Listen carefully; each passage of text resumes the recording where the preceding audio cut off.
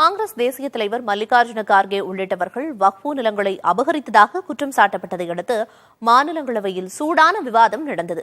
இதனைத் தொடர்ந்து மாநிலங்களவையில் எதிர்க்கட்சிகள் வெளிநடப்பு செய்தன.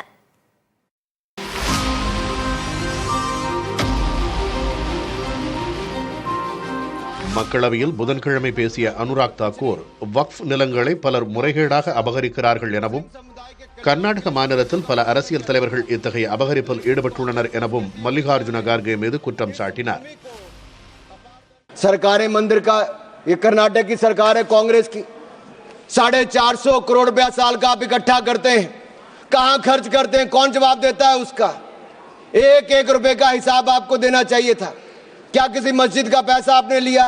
क्या किसी वक्फ बोर्ड का पैसा आपने लिया? लेकिन कर्नाटक में जो घोटाले हुए सर, उसमें इनके राष्ट्रीय अध्यक्ष मल्लिकार्जुन खड़गे जी का नाम भी आता है. जहां पर क्या हुआ? காங்கிரஸ் கட்சியைச் சேர்ந்தவர்கள் உள்ளிட்ட எதிர்க்கட்சி உறுப்பினர்கள் கண்டனம் தெரிவித்த நிலையில் அனுராக் தாக்கூர் தனது வார்த்தைகளை திரும்பப் பெற்றுக் கொள்வதாக தெரிவித்தார்.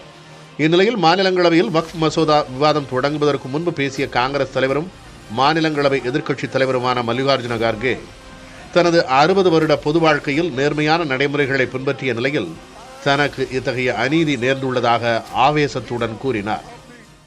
His allegation, he has no right be in parliament. He should resign.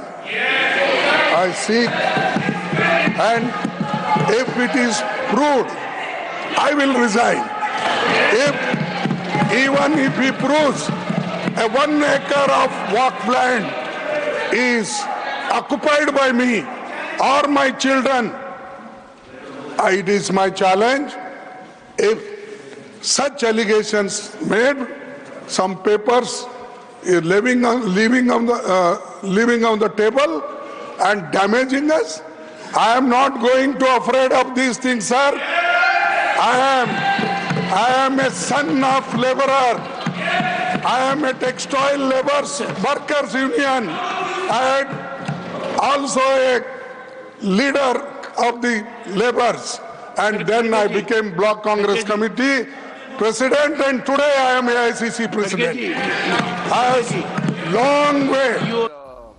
Congress கட்சியின் தேசிய தலைவரான மல்லிகார்ஜுன கார்கே மாநிலங்களவையில் எதிர்க்கட்சித் தலைவர் பொறுப்பில் உள்ள நிலையில் அவர் மூத்த தலைவர் எனவும் பழுத்த அரசியல்வாதி எனவும் மத்திய சிறுபான்மைத்துறை அமைச்சர் கிரண் ரிஜிஜு சமாதானமாக பேச முயன்ற நிலையில் திரிணாமுல் காங்கிரஸ் கட்சியின் உறுப்பினர் டெரிக் ஓபிரைன் குறை கேட்டார்.